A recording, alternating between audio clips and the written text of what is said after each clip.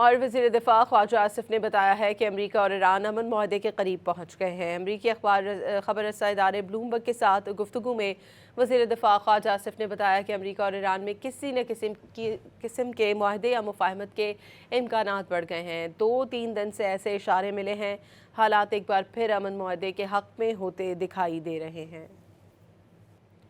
اور وزیر دفاع خواجہ آصف نے بتایا ہے کہ امریکہ اور ایران امن معاہدے کے قریب پہنچ گئے ہیں۔ امریکی خبر رساں ادارے بلومبرگ کے ساتھ گفتگو میں وزیر دفاع خواجہ آصف نے بتایا کہ امریکہ اور ایران میں کسی نہ قسم کے معاہدے یا مفاہمت کے امکانات بڑھ گئے ہیں۔ 2-3 دن سے ایسے اشارے ملے ہیں، حالات ایک بار پھر امن معاہدے کے حق میں ہوتے دکھائی دے رہے ہیں۔